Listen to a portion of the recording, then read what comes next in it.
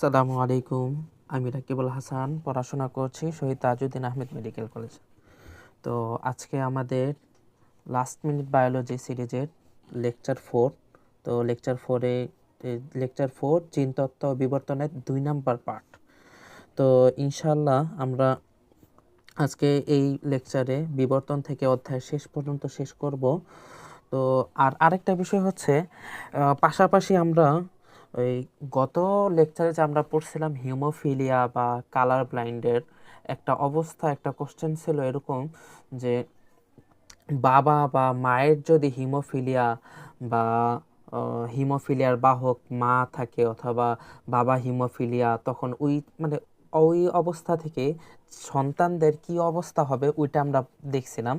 কিন্তু এই ছেলে বা মেয়ের থেকে যে বাবার বা মায়ের কি অবস্থা ওইটা আমরা দেখলাম কোশ্চেনে আছে, বইয়ের মধ্যে নাই।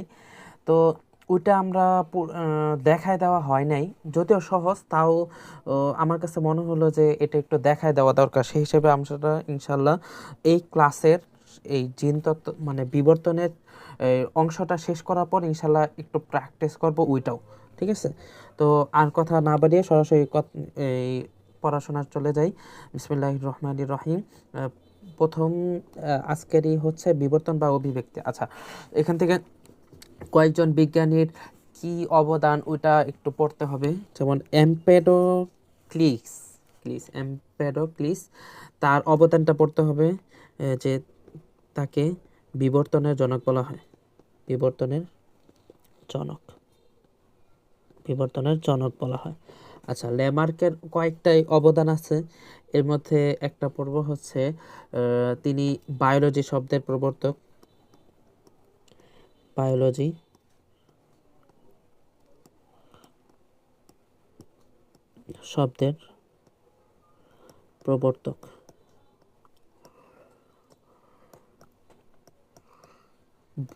শব্দের প্রবর্তক।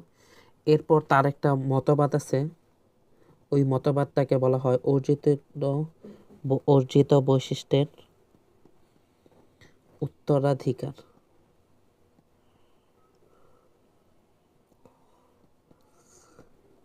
অর্জিত বৈশিষ্ট্যের উত্তরাধিকার মতবাদ।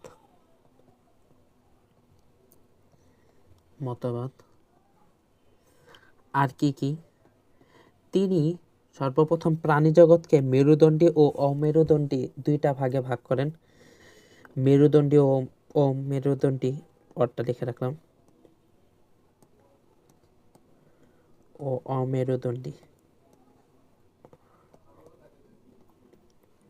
এই দুই ভাগে ভাগ করেন।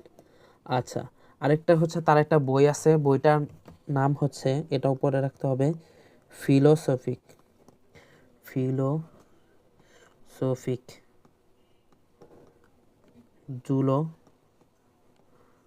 জুলজিক। ঠিক আছে, এই বইটার নাম পড়তে হবে। ডারউইনের ক্ষেত্রেও একটা বই আছে, ওই বইটাও পড়তে হবে।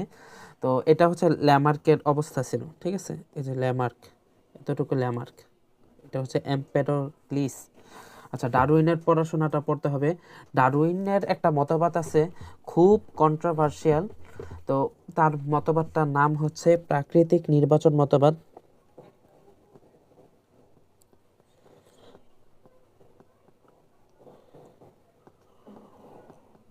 প্রাকৃতিক নির্বাচন মতবাদ, বা তার যেই এই মতবাদটা আছে, ওইটাকে ডারউইনিজমও বলা হয়। ডারউইনিজম।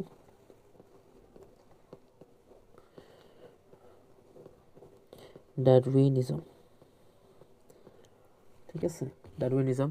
আর তার বইটার নাম হচ্ছে অরিজিন অফ স্পেসিস।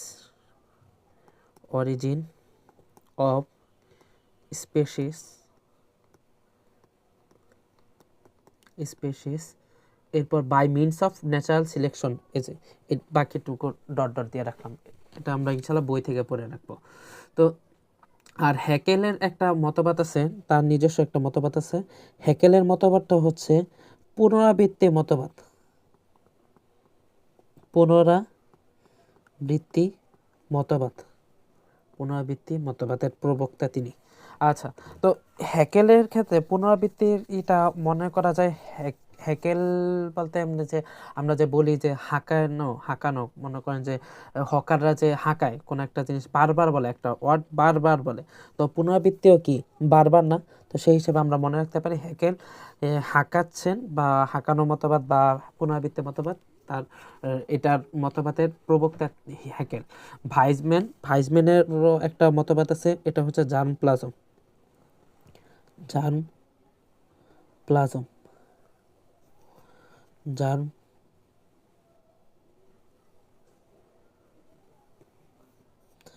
এখানে একটু লেখতে অসুবিধা হচ্ছে। জার্ম প্লাজম মতবাদের প্রবক্তা। তো জার্ম প্লাজম আর ভাইসম্যানের এটা মনে রাখা যায়, এই যে দেখেন এখানে জ আছে, জার্ম প্লাজমের জ আছে। আর হিউগো দ্য ভ্রিস তারও একটা মতবাদ আছে, এটা হচ্ছে পরিবৃত্তি, ঠিক আছে, পরিব্যক্তি বা মিউটেশন আর কি, পরিব্যক্তি বা মিউটেশন মতবাদ। এটার প্রবক্তা কে? হিউগো দ্য ভ্রিস, তাই না? তো এটা মনে রাখবো। তো পরিব্যক্তির আর হিউগো দ্য ভ্রিসের যে এটা মতবাদ, তো এটা মনে রাখা যায় কিভাবে? আমরা পরিভ্রমণ, একটা ওয়ার্ড আছে না, পরিভ্রমণ, তাই না? পরিভ্রমণ ওয়ার্ডটা দিয়ে মনে রাখতে পারি, পরিভ্রমণ পরি দিয়ে হচ্ছে পরিব্যক্তি, আর হচ্ছে ভ্রমণ হচ্ছে ভ্রিস, এই ওয়ার্ডটা মনে রাখতে পারবো। তো আমরা পরে যাই, বিবর্তনের ধাপসমূহ। এটা খুব আহামরি কিছু না, এটা শুধুমাত্র এমসিকিউ এর জন্য লাগে, ঠিক আছে? তো এমসিকিউ পারপোজ, পেনটা চেঞ্জ করি, এমসিকিউ এ লাগে এটা। তো এমসিকিউ কি লাগবে, যে মাইক্রো বিবর্তন, এটা বিবর্তনের ধাপ টোটাল 3টা আছে। এক হচ্ছে মাইক্রো, 2 হচ্ছে ম্যাক্রো বিবর্তন, ম্যাক্রো এভলিউশন, ম্যাক্রো বিবর্তন। আর 3 নাম্বার আরেকটা আছে মেগা বিবর্তন, মেগা এভলিউশন, ঠিক আছে? তো মাইক্রো বিবর্তন জিনিসটা কি? মেইন কথা হচ্ছে মাইক্রো বিবর্তনের ফলে জাত ভ্যারাইটি বা উপজাতির সৃষ্টি হয়।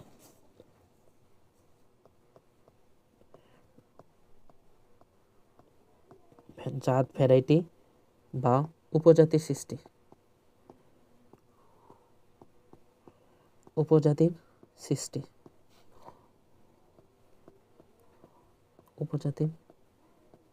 সৃষ্টি হয়। তো ম্যাক্রো দিয়ে কি সৃষ্টি হয়?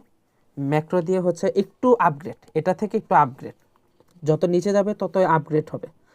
তো ম্যাক্রোর ক্ষেত্রে হচ্ছে প্রজাতি, এখানে উপজাতি ছিল, এখানে প্রজাতি হয়েছে, প্রজাতির সৃষ্টি হয় ম্যাক্রোর দ্বারা, ঠিক আছে, প্রজাতি। আর মেগার মাধ্যমে, মেগা হচ্ছে আরেকটু আপগ্রেড, তখন এটার মেজর যেই মানে পর্ব বা টেক্সাগুলো আছে ওগুলো তৈরি হয়, সৃষ্টি হয় আর কি। তো মেজরগুলো কি কি? মেজর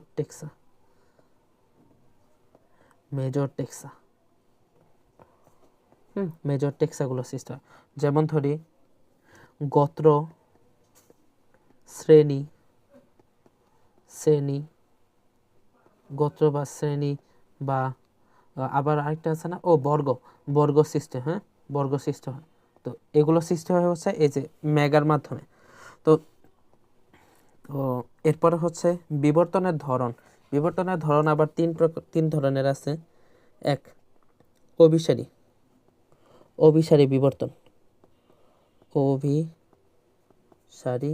বিবর্তন, অভিসারের অপর নাম হচ্ছে, ইংলিশে যদি বলি, কনভার্জেন্ট এভলিউশন। 2 নাম্বারটা হচ্ছে অপসারী,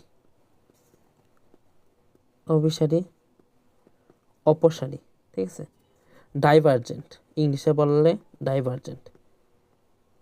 এগুলো আমরা ফিজিক্সে পড়ছি, চেনা লাগার কথা, তাই না? আলোক চ্যাপ্টারের মধ্যে এগুলো, এই ওয়ার্ডগুলো আমরা পড়ছি আর কি। 3 নাম্বার কি? সমান্তরাল, সমান্তরাল বিবর্তন বা প্যারালাল প্যারালাল, ঠিক আছে, প্যারালাল ইভলিউশন। তো এখন দেখেন এগুলোর কোনটাকে কি বলে।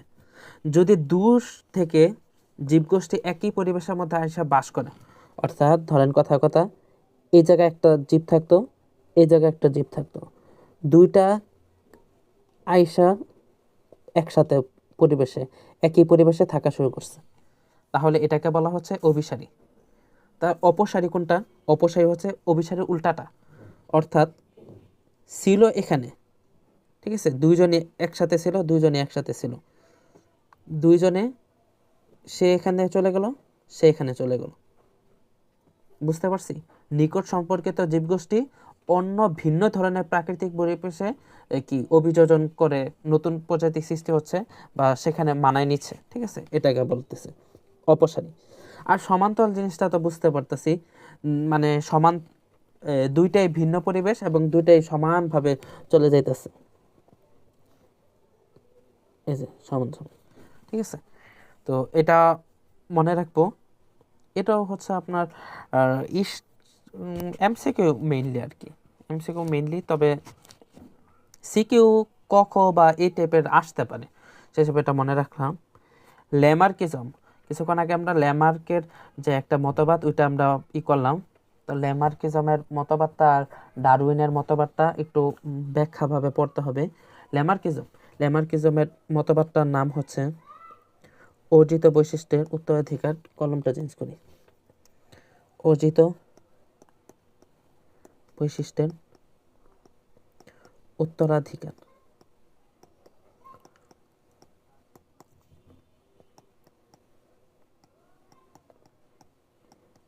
উত্তরাধিকার, ঠিক আছে, মতবাদ। আবার এটাকে যদি ইংলিশে বলি তাহলে কি বলা যাবে? থিওরি অফ ইনহেরিটেন্স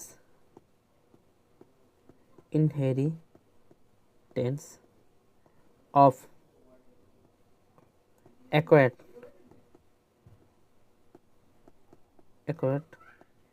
ক্যারেক্টার্স, এটাকে ইংলিশে। তো এই দুইটাই মনে রাখবো। তো তিনি মেরুদণ্ডী অমেরুদণ্ডী এগুলো সব আলাদা কথা। তো ল্যামার্কের যে মতবাদ, এই মতবাদের 4টা সূত্র আছে, এই যে এই মতবাদটা 4টি সূত্র কি কি? 1 বৃদ্ধি, 2 পরিবেশের প্রভাব,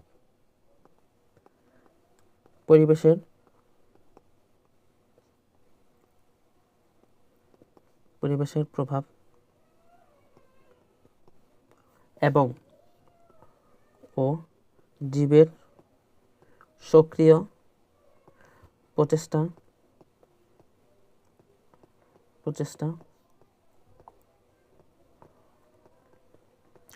প্রচেষ্টা ও আঙ্গিক পরিবর্তন। প্রত্যেকটার ব্যাখ্যা আমরা আসতেছি। পরিবর্তন, ঠিক আছে, আঙ্গিক পরিবর্তন। 3 ব্যবহার ও অব্যবহার,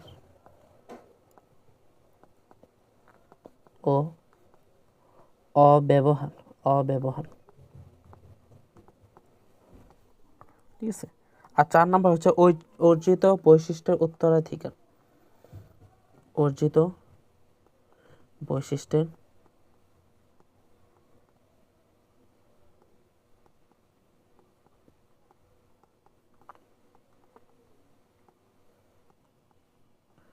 উত্তরাধিকার, ঠিক আছে।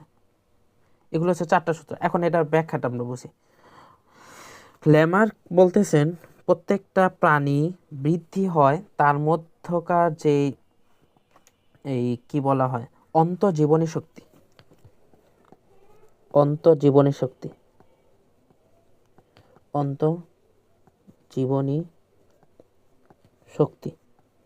এটার প্রভাবে মানে প্রত্যেকটা প্রাণী বড় হয়। এটা তো একটা কথা ছিল। পরবর্তীগুলা দেখেন পরিবেশের প্রভাব ও জীবের সক্রিয় প্রচেষ্টা ও আঙ্গিক পরিবর্তন, এটার তার কথা কি জানেন? তার কথা হচ্ছে, অর্থাৎ কোনো একটা পরিবেশে সে গেল, কোনো একটা প্রাণী, তখন তার যে অবস্থা, তার ইচ্ছা এবং তার যে প্রচেষ্টা, সেই অনুপাতে তার অঙ্গগুলো পরিবর্তন হয়। যদি কোনো অঙ্গ লাগে তাহলে সে অঙ্গ লাগবে, হবে। আবার যদি কোনো একটা অঙ্গ না লাগে, মানে ব্যবহার হচ্ছে না, বা ওই জায়গার পরিবেশের সাথে খাপ খাওয়ানোর জন্য ওইটা দরকার নেই, ওইটা ছাড়াই চলে যাইতেছে, জীবনযাপন করতে পারেন স্মুথলি, তাহলে ওই অঙ্কটাকে বাতিল হয়ে যায়। তিনি একটা উদাহরণ দিতেছেন যে জিরাফের জিরাফের উদাহরণটা হচ্ছে যে জিরাফের যে স্নায়ুতন্ত্র তন্ত্র মানে মেইনলি হচ্ছে, ধরেন কথা কথা জিরাফটা প্রথমে যখন নাকি মানে ছিল, চারণভূমি ছিল, তখন চারণভূমি থাকার কারণে সে তো উদ্ভিদকে, দেখেন এই জিনিসটা আমি সহজ ভাষায় বলি, পরিবেশ যেহেতু সদা পরিবর্তনশীল, আমরা জানি এই পরিবেশে অভিযোজন হওয়ার জন্য বা মানায় নেওয়ার জন্য একটা অভাববোধের সৃষ্টি হয়। তা পূরণের জন্য যে ইচ্ছা প্রকাশ করায় এবং যে কাজ করে, চেষ্টা করে, ওই জায়গা থেকে জীবদেহে কি নতুন অঙ্গের সৃষ্টি হয় বা এই পরিবর্তন ঘটে। তো ল্যামার্কের কথা হচ্ছে, পরিবেশ উদ্ভিদকে সরাসরি প্রভাবিত করে, নতুন পরিবেশে দেখা দেয় উদ্ভিদের নতুন অঙ্গ। যেমন ধরেন প্রাণীর বেলায় পরিবেশ প্রাণীদের মস্তিষ্ক বা স্নায়ুতন্ত্রের মাধ্যমে পরিচালিত করে, তখন প্রাণী যা চায় তাই পায়। যেমন ধরেন কথা কথা জিরাফ জিরাফ প্রথমে প্রথমে গলা নিচা করে খাবার খেত, গলা নিচু ছিল, নিচু করে খাবার খেত। কিন্তু পরবর্তীতে তার স্নায়ুতন্ত্র তাকে বাধ্য করছে গলা নিচা করে খাবার খেতে। গলা তারপর তাকে কি করছে, গলা উঁচু করে খাবার খাইতে বাধ্য করছে তার কি স্নায়ুতন্ত্র।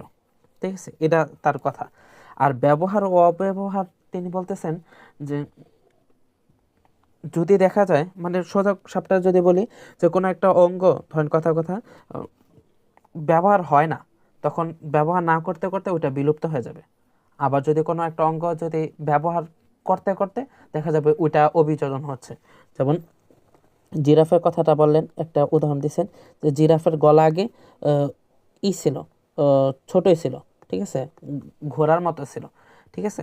পরবর্তীতে মানে তখন অবস্থা ছিল কি, যে চারণভূমিতে পর্যাপ্ত পরিমাণে ঘাস বা উদ্ভিদ এগুলো পাওয়া যেত। তো ঘাড় ছোট থাকতেই সুবিধা, মানে তার আর গলা উঁচু করার দরকার পড়ে নেই, চারণভূমি থেকেই খাবার আহার গ্রহণ করত। তো পরবর্তী সময় যখন নাকি চারণভূমিতে আহারের অভাব দেখা গেল, তখন দেখা গেল যে মানে তাকে সে বাধ্য হইছে উপরের গাছের থেকে খাবার খাইতে। ঠিক আছে, গাছের থেকে খাবার খাইতে খাইতে আস্তে আস্তে এরকম অবস্থা হয়েছে যে তার গলা কি উঁচা হয়ে গেছে। আবার যেমন ধরেন কথা কথা আরেকটা উদাহরণ দিচ্ছেন অব্যবহার, এটা তো হচ্ছে ব্যবহারের। আর অব্যবহারের একটা দিচ্ছেন যে উট পাখি। হ্যাঁ, উট পাখি, উট পাখি আগে এর পূর্বপুরুষগুলা কি উঠতে পারতো, উট পাখির পূর্বপুরুষ আগে উঠতে পারতো, কিন্তু যখন নাকি সে তার পাখনার ব্যবহার করে না, তখন ব্যবহার না করতে করতে একসময় এটা কি বিলুপ্ত হয়ে গেছে। এটা তার কথা আর কি। আবার যেমন মানুষেরও একটা উদাহরণ দিচ্ছে যে মানুষেরও আগে কি ল্যাজ ছিল, পরবর্তীতে এই ল্যাজ ব্যবহার না করতে করতে সেটা ককপিসে পরিণত হয়েছে। এটা আসলে একটা মতবাদ আর কি, এটা আসলে গ্রহণযোগ্য না। ঠিক আছে, তো অর্জিত বৈশিষ্ট্য উত্তরাধিকার একটা মতবাদ দিচ্ছেন যে প্রত্যেক জীবের জীবদ্দশায় অর্জিত সকল বৈশিষ্ট্য ভবিষ্যৎ বংশধরে সঞ্চারিত হবে। এরপর বংশ পরম্পরায় পরিবর্তিত চরিত্র সঞ্চারিত হতে থাকে এবং নতুন নতুন পরিবর্তিত বৈশিষ্ট্য অর্জিত হতে থাকে। ফলে দীর্ঘ সময়ের ব্যবধানে একটি প্রজাতির সদস্যের সাথে এদের পূর্বপুরুষের আর তেমন একটা মিল থাকে না। তো কথা বলতেছেন যে মানে একটা বৈশিষ্ট্য ছিল, পরবর্তী সময়ে পরিবেশের সাথে মিলতে মিলতে মিলতে মিলতে দেখা যাবে ওইটাও তার বৈশিষ্ট্যটা চেঞ্জ হইতে হইতে এক সময় দেখা যায় নতুন প্রজন্মের সৃষ্টি হইতেছে, নতুন প্রজাতির সৃষ্টি হইতেছে, আগেরটার সাথে কি মিল থাকে না। এগুলো একটা মতবাদ আর কি, মানে গ্রহণযোগ্যতা নেই বর্তমানে।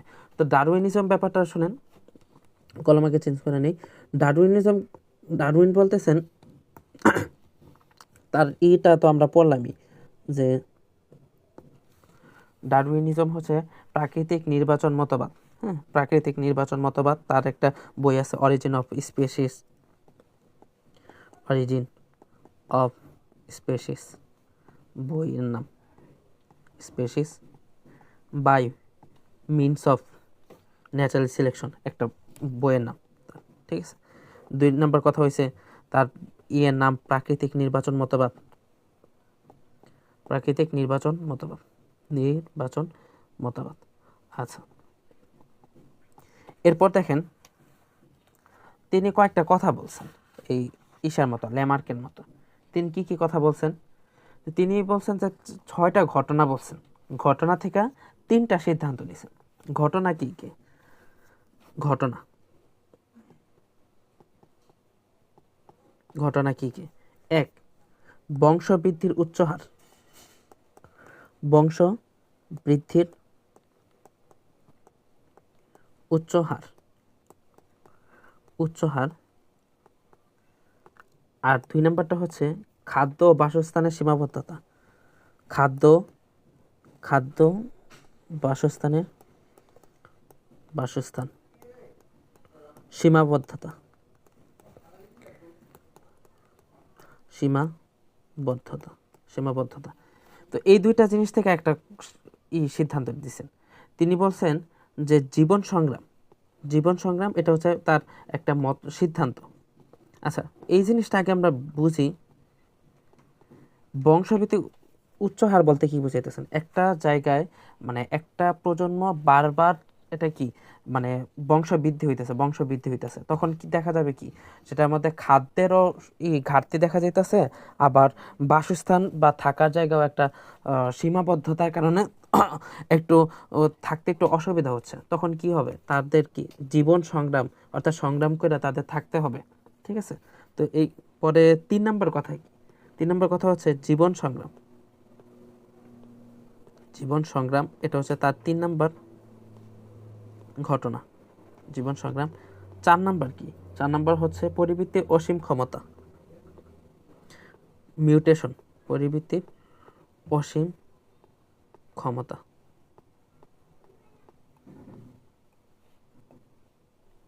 অসীম ক্ষমতা।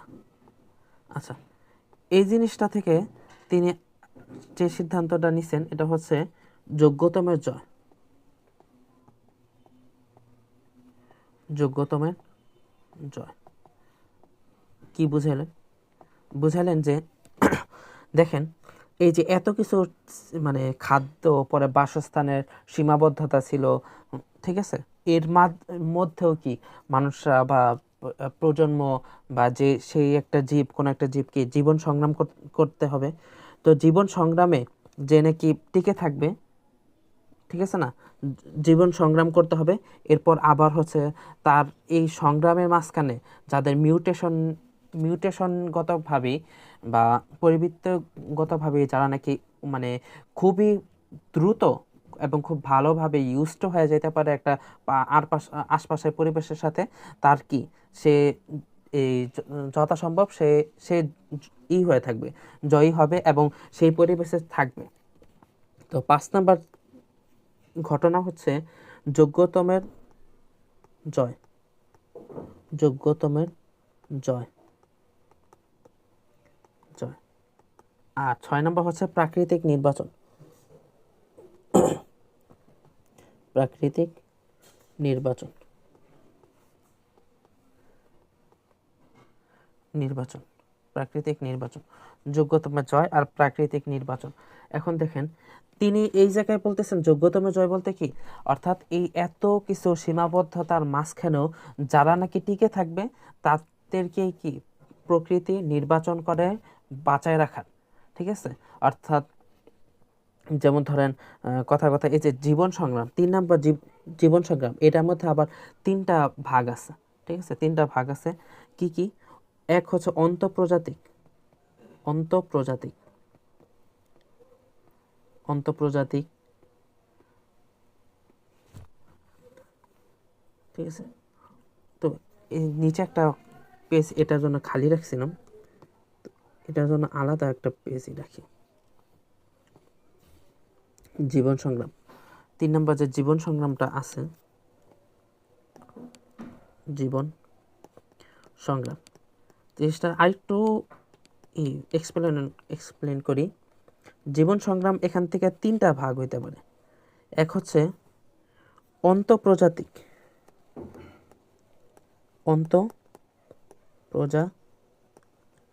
অন্তঃপ্রজাতিক। 2 নাম্বার হতে পারে আন্তঃপ্রজাতিক, আন্তঃপ্রজাতিক, আন্তঃপ্রজাতিক।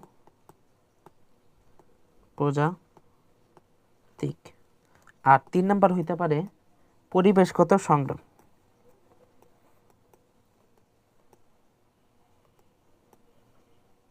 পরিবেশগত সংগ্রাম।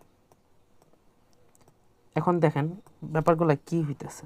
জীবন সংগ্রাম তো ব্যাপারটা তো বুঝলামই, সংগ্রাম করতে হবে। অন্ত বলতে কি বুঝাইতেছে? অন্ত বলতে বুঝাইতেছে যে ইংলিশে বলা হয়েছে ইন্ট্রা স্পেসিফিক স্ট্রাগল, ঠিক আছে? ইন্ট্রা স্পেসিফিক স্ট্রাগল ইংলিশে। অন্তঃপ্রজাতিক বলতে হচ্ছে একটা একই জীব, মানে একই প্রজাতি, কিন্তু তাদের মধ্যেই এই সংগ্রাম বা তাদের মধ্যেই যোগ্য কে হবে ওইটার বাছাই হয়। যেমন ধরি একই প্রজাতি, লেখে রাখি একই প্রজাতিদের মধ্যে, একই প্রজাতিদের মধ্যে, যেমন এই যে এখন আপনারা এইচএসসিতে আছেন, তো এইচএসসির পরে যখন আপনারা অ্যাডমিশনে যাবেন তখন দেখা যাবে যে মেডিকেলে, ধরেন কথা মেডিকেলের, তো মেডিকেলের সিট আছে ধরেন 5200 সামথিং, তো 5200 সামথিং, কিন্তু আপনারা স্টুডেন্ট আছে কত, পরীক্ষা দিবেন হয় ধরেন 1,20,000, 22,000 বা 1,30,000, 35,000 এরকম পরীক্ষা দিবেন। কিন্তু দেখেন তো 5,000 জন কি হইতেছে, মানে নির্বাচন যে হইতেছে কাদের মধ্যে, ওই আপনাদের মধ্যেই তো, নিজেদের মধ্যে, এই মানুষের মধ্যেই তো, স্টুডেন্টদের মধ্যেই নির্বাচনটা হইতেছে। এটাই হচ্ছে অন্তঃপ্রজাতিক, ঠিক আছে? অন্তঃপ্রজাতিক যে সংগ্রামটা আছে এটাকে বলা হয়। আর আন্তঃপ্রজাতিক মানে কি? আন্তঃপ্রজাতিক মানে হচ্ছে ইংলিশে বললে ইন্টার স্পেসিফিক, পুরোটা লিখলাম না, তো মানে হচ্ছে দুইটা, মানে প্রজাতি ভিন্ন প্রজাতিদের মধ্যে, প্রজাতিদের মধ্যে সংগ্রাম, ভিন্ন প্রজাতির মধ্যে সংগ্রাম। আচ্ছা, ভিন্ন প্রজাতি বলতে ধরেন কথা এক জায়গায় বাঘও আছে, এক জায়গায় হরিণও আছে, তো কে টিকে থাকবে? লড়াই কইরা, ঠিক আছে? এই হরিণ বাইচে থাকতে চাইবো লুকায় লুকায়, আবার বাঘ বলবো যে না, করা যাব না, ওই হামলা করব। এটাই বলতেছে ভিন্ন প্রজাতির মধ্যে যদি সংগ্রামটা আছে ওইটাকে বলতেছে আন্তঃপ্রজাতিক। এখন দেখেন ধরেন কথা এক জায়গায় খাবার, মানে একটা সার্টেন পরিমাণ খাবার আছে, তো এখন ধরেন ওই জায়গায় ছাগলও আছে আবার হরিণও আছে। হরিণ ছাগল দুইটাই কি, মানে ওই তৃণভোজী, সেই হিসাবে হরিণ চাইবো যে ওই জায়গায় যেন সেই কেবল হরিণই থাকে, কোনো ছাগল টাগল যেন না থাকে। তো সেই হিসাবে তাদের মধ্যে যে একটা সংগ্রাম আছে ওইটাকে বলতেছে আন্তঃপ্রজাতিক সংগ্রাম। আর পরিবেশগত সংগ্রাম তো বুঝতেছি যে খাবার থাকা কম বেশি ইত্যাদি ইত্যাদি। তো এতটুকু ছিল ডব। এখন দেখেন আমরা যখন কথাটা বলতেছি তখনই আমরা বুঝতেছি, কিন্তু এটা কেমন জানি একটু মানে আজগুবি কথাবার্তা, মানে মতবাদগুলো হয়ে যেতেছে, যে ডারউইন বলি আর ল্যামার্কের। তো বিভিন্ন সময় বিজ্ঞান চেঞ্জ হয়েছে, তো বিজ্ঞান সায়েন্স যখন আপডেট হয়েছে তখন ডারউইনের মতবাদের মধ্যেও কি আপডেট হয়েছে, তাই না? তো এটা করছেন কে? ভাইসম্যান। কলমটা চেঞ্জ করি, ভাইসম্যান চেঞ্জ করছেন। ভাইসম্যান মতবাদের প্রবক্তা, নব্য ডারউইনবাদের ভাইসম্যান, ঠিক আছে? তার আরেকটা মতবাদ আছে, তার আরেকটা, এই যে যদি আমরা মনে রাখছিলাম জার্ম প্লাজম, এই মতবাদটাও কিন্তু ভাইসম্যানের। আচ্ছা, এটা আর কি কি চেঞ্জ আছে, কি কি মতবাদ, কি সিদ্ধান্ত, এগুলা পড়ার দরকার নেই, তো এতটুকুই জানলেই হবে। তো নব্য ডারউইনিজম। এরপরে আমরা যাই একটা আছে ল্যামার্কেরও একটা আপডেট ভার্সন আছে, ঠিক আছে? ওইটাও এতটা লাগে না, সো আর পড়ার দরকার নেই। মানে যখন নাকি ল্যামার্কের কিছু ত্রুটি দেখা গেছে, তো ত্রুটিগুলো সমাধান করে একটা নতুন একটা মতবাদ বা তার ওই সমাধান মানে ওই দাবিগুলোর বিপরীতে নতুন একটা দাবি আনা হয়েছে। তো এগুলো জানার জন্য কিন্তু পরীক্ষায় লাগবে না।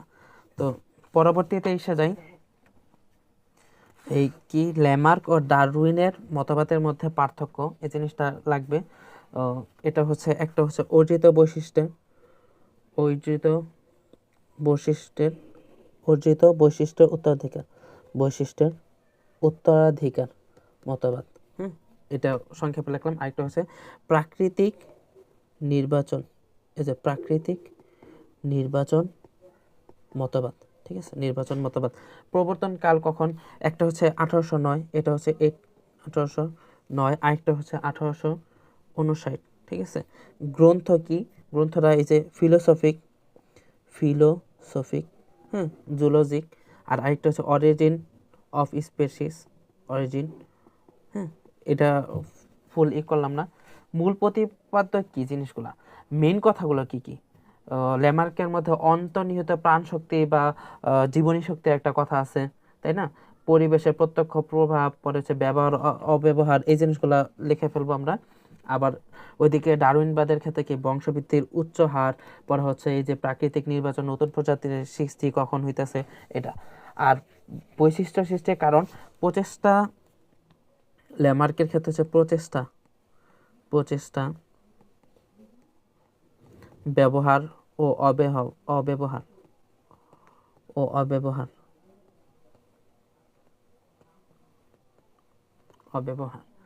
আর ডারউইনবাদ বলতেছেন যে প্রকরণ, খালি প্রজাতি সৃষ্টি হবে। ঠিক আছে, মতবাদের ধরন দেখেন, এটা বলতেছে যান্ত্রিক, একটা কাল্পনিকভাবে একটা কিছু বলছেন আর কি।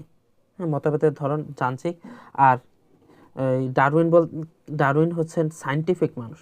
ঠিক আছে, সেই হিসেবে তার এটা হচ্ছে বৈজ্ঞানিক। মানে দেখেন না, কি মনে করেন যে এক ল্যামারকে বলছেন যে কোনটা ব্যবহার করে নাই দেখে অঙ্গ একদম বিলুপ্ত হয়ে গেছে, এটা হচ্ছে একদম পুরো একটা মন গড়া একটা ব্যাপার না? তো সেই হিসাবে এটাকে যান্ত্রিক বলতেছে। আর দেখেন দেখা যাবে যে ডারউইন বলতেছেন যে মিউটেশন বা পরে আবার বিভিন্ন সায়েন্টিফিক আলোচনা করছেন, তো সেই হিসেবে তার মতবাদটাকে বৈজ্ঞানিক মতবাদ বলে। আর ল্যামার্কবাদের কি জীবের বেঁচে থাকা কিভাবে, এই প্রকৃতির সাথে খাপ খায়া। আর ডারউইনবাদের ক্ষেত্রে কেবল জীবন সংগ্রামে জয়ী হয়। ঠিক আছে, গ্রহণযোগ্যতা দেখি ল্যামার্কের কম, কিন্তু ডারউইনবাদের বেশি। বেশি বলতে এত বেশি না, এটা কিন্তু এখনো পর্যন্ত আপনার সায়েন্টিস্টের মহলে কিন্তু এটা নিয়ে কিন্তু মানে খুব একটা গ্রহণযোগ্যতা নাই, বুঝছেন? মানে কম্পারেটিভলি, মানে ল্যামার্কবাদের তুলনায় ডারউইনবাদটা একটু বেশি গ্রহণযোগ্য, কিন্তু এতটা গ্রহণযোগ্য না যে মানে সমাজে সবাই অথবা সায়েন্টিস্টদের মহলের মধ্যে সায়েন্টিস্টরা সবাই মাইনে নিছেন, এরকম ব্যাপারটা না। ঠিক আছে, তো আমরা পড়তেছিলাম হচ্ছে ল্যামার্ক ও ডারউইনের মতবাদের মধ্যে পার্থক্য। তো এখন আসলাম হচ্ছে সমসংস্থ ও সমবৃত্তি অঙ্গ। ঠিক আছে, সমসংস্থ ও সমবৃত্তি অঙ্গর জিনিসটা কি? সমসংস্থ হচ্ছে যেসব অঙ্কের উৎপত্তি ও অভ্যন্তরীণ গঠনের ভিত্তি এক। উৎপত্তি প্লাস গঠনের, অভ্যন্তরীণ গঠনের ভিত্তি এক।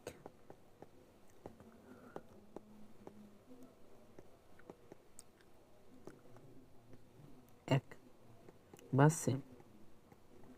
আচ্ছা, জিনিসটা কি? মানে হচ্ছে যে জায়গা থেকে, মানে ধরেন উদাহরণ দিলে বুঝতে পারবো, যে মানুষের হাত, এক্সাম্পল কি হচ্ছে মানুষের হাত। ঠিক আছে, মানুষের হাত, পরে হচ্ছে বিড়ালের সামনের পা,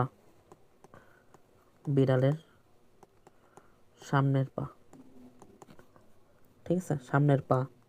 তারপর তিমির ফ্লিপার আছে, বাদুরের ডানা আছে, এগুলো বই রিডিং দিলাম না, ইনশাল্লাহ পারবো। সামনের পা।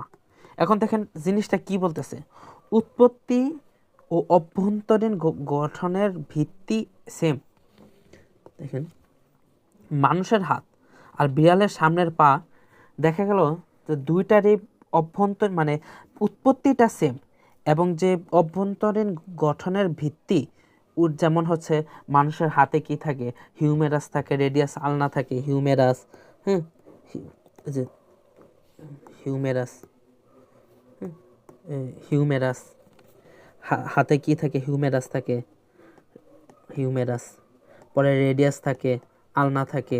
এগুলো কি আমরা ইনশাল্লাহ 7 নম্বর চ্যাপ্টার মানুষের ওই যে চলন চ্যাপ্টারটা, চলন ও অঙ্গ চালনার মধ্যে আমরা ইনশাল্লাহ পড়বো। তো মেন কথা হচ্ছে হিউমেরাস, রেডিয়াস আলনা, হ্যাঁ, রেডিয়াস আলনা, রেডিয়াস আলনা যা আছে, রেডিয়াস আলনা, রেডিয়াস আলনা, এগুলো যেমন মানুষের হাতের মধ্যে আছে, বিড়ালের সামনের পায়েও আছে। তাহলে কি এই দিক থেকে দুইটা সেম হয়ে গেল না? এটাই বলতেছেন সমসংস্থ অঙ্গ। এই টাইপের অঙ্গগুলো মানে যেগুলোর নাকি অভ্যন্তরীণ গঠনের ভিত্তি কি সেম, ওগুলোকে বলতেছে, আবার উৎপত্তিও সেম, সেগুলোকে বলতেছে পরস্পরের সমসংস্থ অঙ্গ। আর সমবৃত্তি অঙ্গ জিনিসটা কি? সমবৃত্তি অঙ্গটা হচ্ছে যে গঠনের দিক থেকে আলাদা,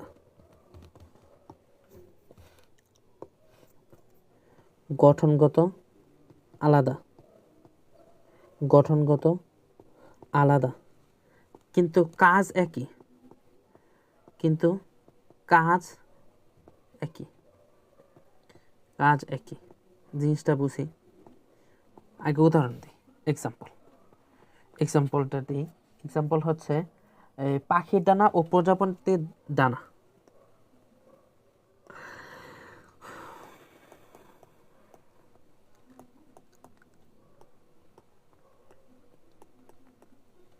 প্রজাপতির ডানা, হ্যাঁ, প্রজাপতির ডানা। তো দেখেন গঠনগত আলাদা, কিন্তু কাজে কি বলতে কি বোঝাইতেছে, মানে পাখির ডানাতে যেরকম মানে হাড়গোড় থাকে, প্রজাপতিতে কি এগুলো থাকে, এগুলো থাকে না, কিন্তু কাজ কি সেম না? দুইটাই কি উড়ার কাজ করে, এই যে দুইটার কাজই কি উড়া, তাই না? দুইটার কাজই হচ্ছে উড়া। তো এটাই বলতেছে গঠনগত আলাদা হইতে পারে কিন্তু কাজ কি সেম, এটাকে বলতেছে সমাবৃত্তি অঙ্গ।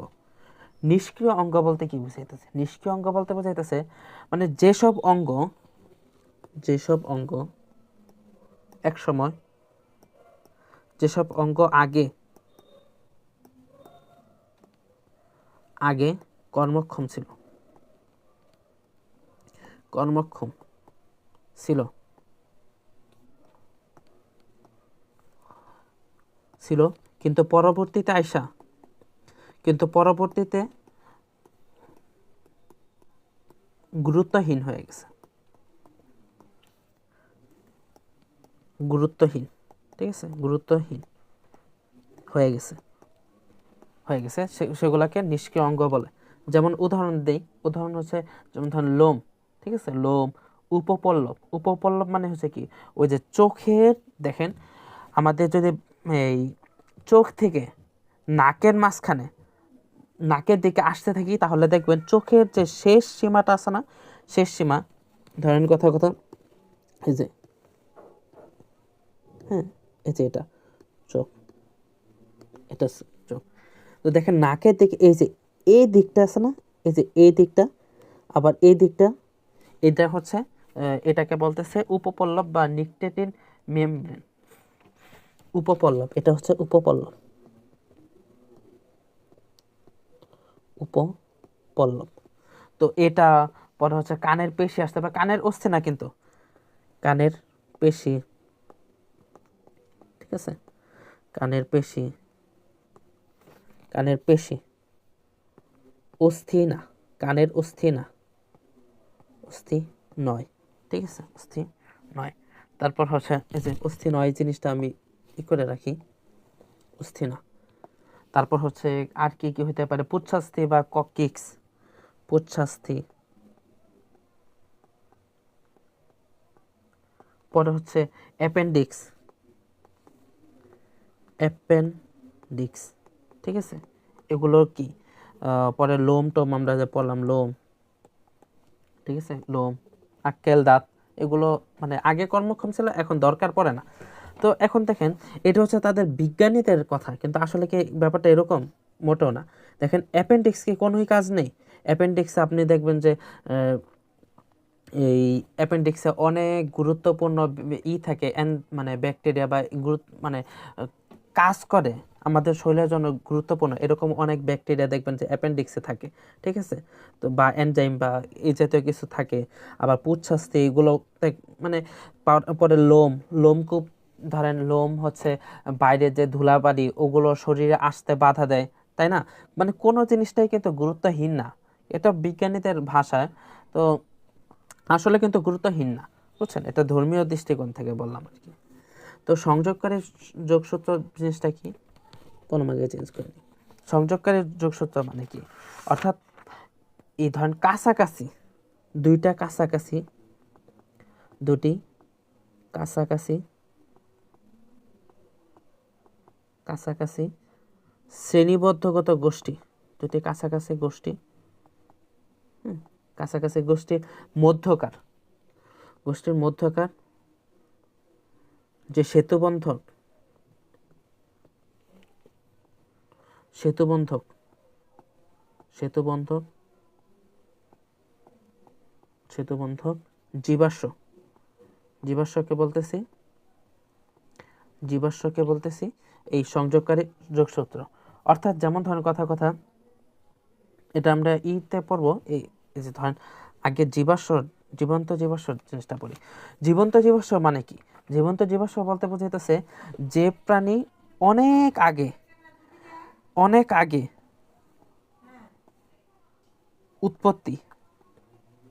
উৎপত্তি এবং এটার সাথের কলিগরা যেগুলো আসছিল, হ্যাঁ, এই মানে সমসাময়িক যেগুলো ছিল প্রাণীগুলো, ওগুলো কি এই বিলুপ্ত হয়ে গেছে। সমসাময়িকরা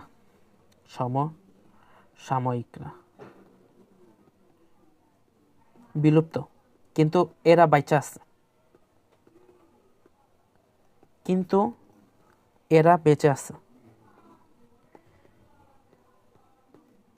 আছে।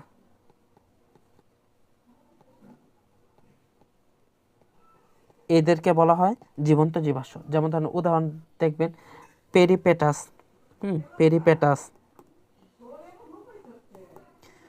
পেরিপেটাস পরে হচ্ছে এই অর্নিথরিনকাস অর্নিথরিনকাস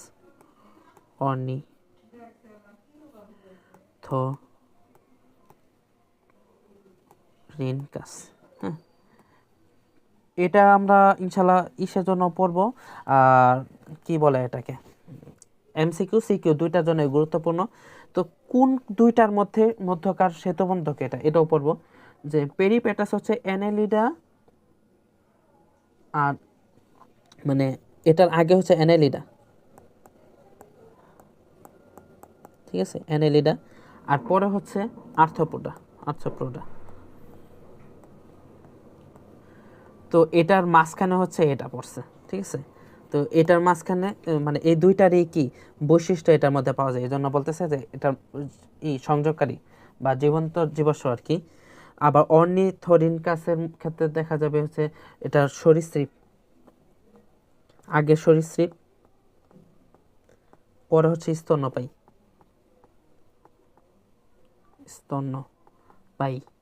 হ্যাঁ, দুইটার বৈশিষ্ট্য এটার মধ্যে পাওয়া যায় দেখে এরকম নামটা দিছে জীবন্ত জীবাশ্ম আর কি, বা সংযোগকারী যোগসূত্র আর কি। তো সংযোগকারী যোগসূত্রটা আমরা পরবর্তী ইসের মাধ্যমে বুঝতে পারছি আশা করি। তো এতটুকু ছিল, এতক্ষণ ছিল হচ্ছে এই এতটুকু আলোচনার মধ্যে বেসিকের আলোচনাটা শেষ হয়ে গেছে, ঠিক আছে। তো এখন আমরা কোশ্চেন সলভিং করব। তো দেখেন প্রথমে লেখা হয়েছে উদ্দীপকে উল্লেখিত পরিবর্তনের সাপেক্ষে ভ্রূণতাত্ত্বিক প্রমাণ। আচ্ছা, উল্লেখিত পরিবর্তনশীল পৃথিবীতে জীবের পরিবর্তনের সাথে খাপ খাওয়ানোর জন্য ক্রমাগত পরিবর্তন সম্পর্কে বিজ্ঞানীরা প্রমাণ উপস্থাপন করেছেন। ও, এটা হচ্ছে তাহলে কি বিবর্তন বোঝাইতেছে, বিবর্তনের সাপেক্ষে ভ্রূণতাত্ত্বিক প্রমাণ এটা দিবেন, তাহলে সহজ বুঝতেই পারতেছে। পরে পরিবৃত্তি নতুন প্রজাতি সৃষ্টির প্রয়োজনীয় কাঁচা মাল, এই লাইনটার বিশ্লেষণ করো। এই লাইনটা হচ্ছে তারই একটা ঘটনা ছিল না, ঘটনা থেকে আপনার সিদ্ধান্ত নেওয়া হইলো, ঠিক আছে। তো তিনি যে বলছিলেন যে পরিবৃত্তি জিনিসটা কি, বৈচিত্র্যময় পৃথিবীতে মানে কোনো একটা জীবী কি, কোনো দুইটা জীবী হুবহু একরকম হয় না, পারস্পরিক পরিবেশ বা বিভিন্ন কারণে এটা চেঞ্জ হয়।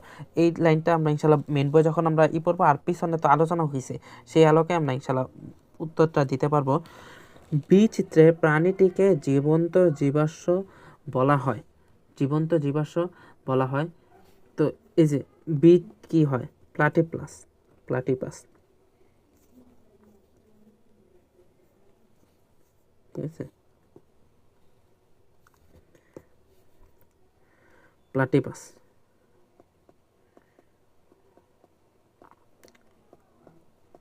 কেন বলা হইতেছে এটা আলোচনা হইছে। তো ওই যে এই অর্নিথরিনকাস পেরিপেটাস, এটার সাথে আছে, এই যে প্লাটিপাসও আছে, এটাও করব। এই চিত্রে প্রাণীটিকে কাছাকাছি দুটি শ্রেণীর সংযোগকারী যোগসূত্র বলা হয়। আচ্ছা, এই জিনিসটা দেখেন, সংযোগকারী এটা হচ্ছে, এটাকে বলতেছে আপনার আর্কিওপটেরিক্স, আর্কিওপটেরিক্স, আর্কিওপটেরিক্স, আর্কিওপটেরিক্স। আচ্ছা, এই জিনিসটা নিয়ে আমাদের পড়াটা হয় নাই, ছুটে গেছে আর কি। তো আর্কিওপটেরিক্স জিনিসটা কি? আর্কিওপটেরিক্স হচ্ছে, এই যে আগে এখান থেকেই পড়ি, আর্কিওপটেরিক্সের আলোচনাটা এখান থেকে পড়ি। Archaeopteryx, archaeopteryx. তো এই জিনিসটা হচ্ছে, এটা সরীসৃপের আগে, মানে সরীসৃপের পরে, আগে হচ্ছে সরীসৃপ, ঠিক আছে, সংযোগকারী যোগসূত্র আর কি, আর পরে হচ্ছে পাখি। তো এর মাঝখানে এটা আসছে, অর্থাৎ এটার মধ্যে এটার বৈশিষ্ট্য যেমন আছে, পাখির বৈশিষ্ট্য আছে, সরীসৃপ পাখির দুইটার বৈশিষ্ট্যই আছে। তো কি কি বৈশিষ্ট্য হতে পারে, প্রত্যেকটা বৈশিষ্ট্য আলাদা করে দিতে হবে। যেমন ধরেন দেহ সরীসৃপের মতো, পরে হচ্ছে বাহু শুষ্ক আইসযুক্ত, বিশটি কশেরুকযুক্ত লম্বা লেজ, নখযুক্ত আঙ্গুল থাকে, পরে হচ্ছে ইত্যাদি ইত্যাদি, এগুলো বই থেকে ইনশাল্লাহ পড়ে নেব। আর পাখির মতো কি কি বৈশিষ্ট্য থাকতে পারে, যেমন ধরেন পালক আছে শরীরে, হ্যাঁ পালক আছে, হাড়ের সংস্থাপন পাখির মতো, পরে হচ্ছে চঞ্চুর মতো প্রলম্বিত চোয়ালটা, পরে হচ্ছে একটি অক্সিপিটাল কন্ডাইল থাকে, সমষ্ণসান্বিত বা দেহর তাপমাত্রা কি মানে বাইরের পরিবেশের সাথে কি উঠানামা করে না, ঠিক আছে, সমষ্ণসানিত। এই জিনিসগুলো মনে রাখতে হবে, খুবই গুরুত্বপূর্ণ।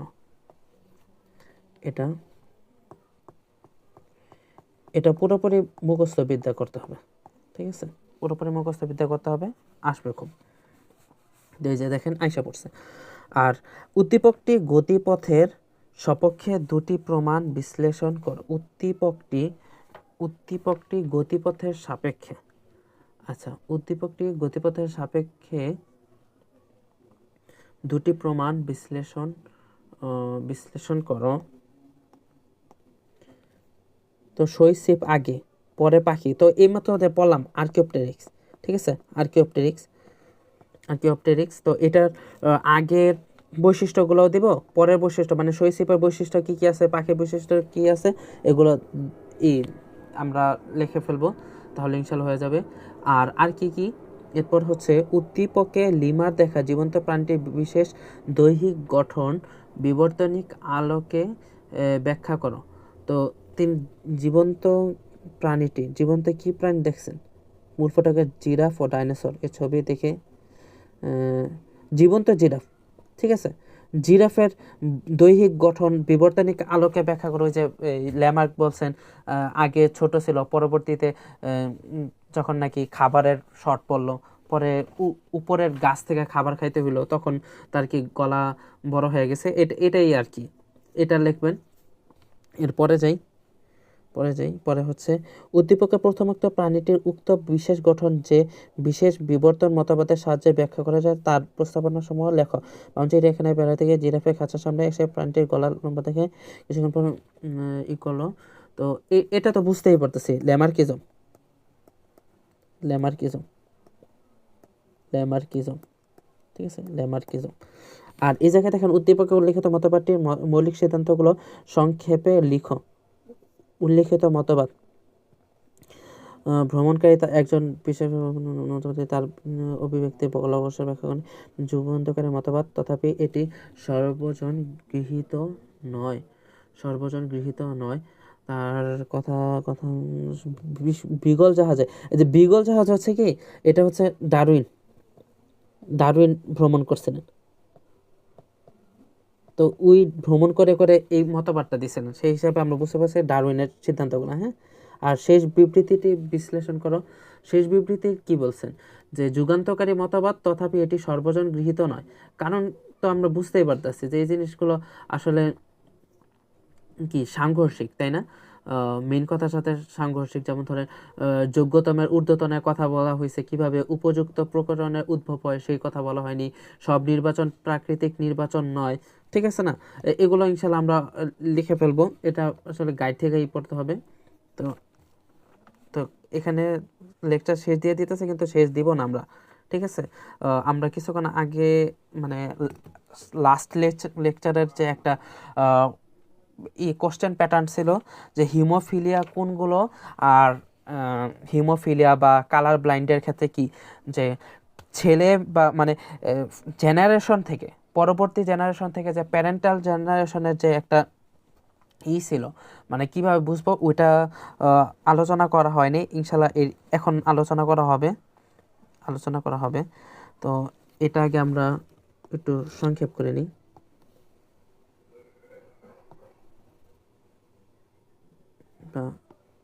একটু বেশি হয়ে গেছে। হ্যাঁ, তো এতটুকুর মধ্যে ইনশাল্লাহ হয়ে যাবে। তো আমি একটা কোশ্চেন পাইছি আগের দিনের লেকচার থেকে, এই কোশ্চেনটা আমি একটু বলি আর কি। মানে কোশ্চেনটা ছিল রফিক রাশেদা দম্পতির 2 ছেলে 2 মেয়ে, ঠিক আছে? রফিক রাশেদা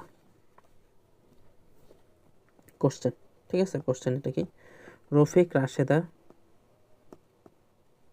রাশেদা হচ্ছে বাপমা, ঠিক আছে? রাশেদা বাপমা। তাহলে কি বলতেছে, 2 ছেলে 2 মেয়ে, তাদের 2 ছেলে 2 মেয়ে ও 2 মেয়ে, 2 মেয়ে। আচ্ছা, এর মধ্যে একজন পুত্র লাল সবুজ সঠিকভাবে চিনতে পারে না, মানে হচ্ছে একজন পুত্র।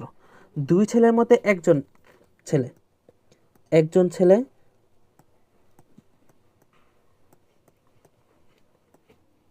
এই বর্ণান্ধ, বর্ণান্ধ।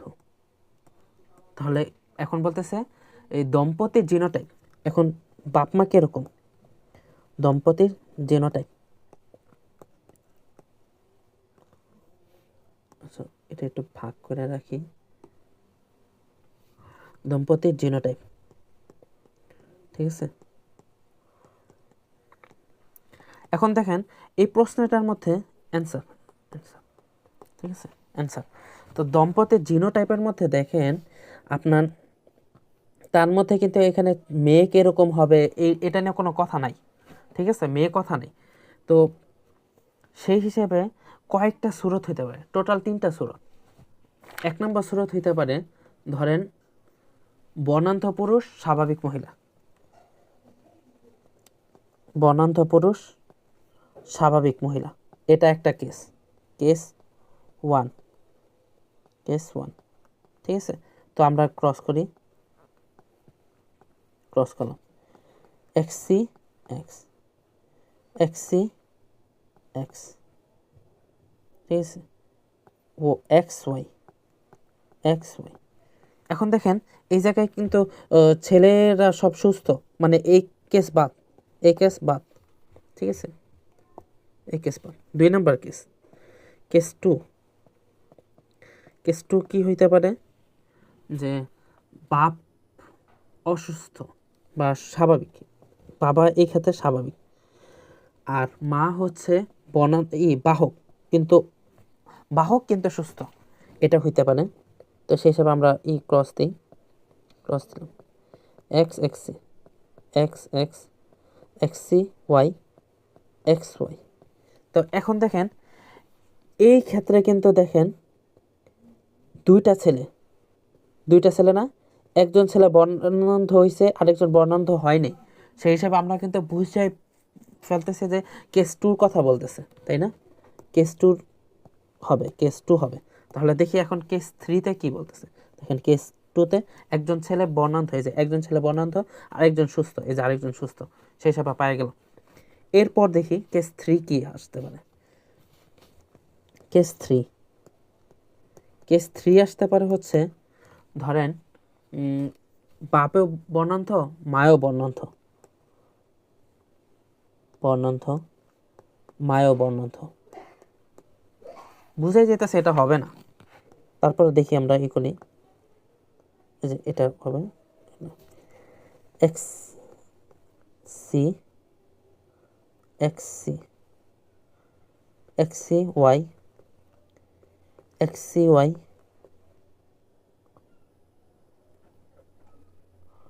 না, এটা হবে হচ্ছে এক্সি আর এক্সি ওয়াই। এখন দেখেন এই জায়গায় দুইটা ছেলে হয়েছে না, দুইটা ছেলে কিন্তু বর্ণান্ধ হয়েছে, তো সেই হিসাবে এটা কি হবে না, সেই হিসাবে কেস থ্রিও হবে না, কেস ওয়ানও হবে না, হবে হচ্ছে কেস টু। এখন দেখেন এই আলোচনা থেকে আমরা একটা জিনিস বুঝতে পারি, ছেলে যদি বর্ণান্ধ হয় তাহলে কন্ডিশন কি? কন্ডিশন হচ্ছে মায়ের হয় বর্ণান্ধ হইতে হবে অথবা মা বাহক হইতে হবে। আর যদি মেয়ের বর্ণান্ধর সমস্যা থাকে বা মেয়ে বাহক হয়, সেই হিসেবে মেয়ের যদি হয় বর্ণান্ধ হয়, সেই হিসেবে ছেলে বর্ণান্ধ হইলে, তাহলে আমরা কন্ডিশনটা লিখি, ছেলে বর্ণান্ধ বর্ণান্ধ, ঠিক আছে? বর্ণান্ধ যদি ছেলে হয়, সেই হিসেবে মা হতে হবে বাহক বা বর্ণান্ধ, ঠিক আছে? বর্ণান্ধ। আর যদি মেয়ে বর্ণান্ধ, ধরেন মেয়ে যদি বর্ণান্ধ হয়, এক হচ্ছে বর্ণান্ধ হয়েছে, ঠিক আছে? সরি, বর্ণান্ধ বর্ণান্ধ বর্ণান্ধ মেয়ে হয়েছে বর্ণান্ধ, আরে দূর। আরেকটা হচ্ছে বাহক, ঠিক আছে? তাহলে কোন সুরাতে কি হবে? মেয়ে যদি বর্ণান্ধ হয় তাহলে বাবা এবং মা উভয়ের মধ্যে এই জিনটা থাকতে হবে, ও মা ও বাবা দুজনেই দুইজনই এক্সি দ্বারা এক্সি আছে, হ্যাঁ। আর বাহক যদি হয় তাহলে সেই হিসাবে কি, এই বাহক যদি হয় তাহলে মায়ের মধ্যে এই থাকতেও পারে নাও থাকতে পারে, কিন্তু বাবার মধ্যে থাকবে, বাবায় এক্সি থাকবে, ঠিক আছে? কথা বুঝতেছি তো? এই জিনিসটা ইনশাল্লাহ এটা একটা শর্টকাট শর্টকাট এই যে এই টাইপের কোশ্চেনের জন্য, ঠিক আছে?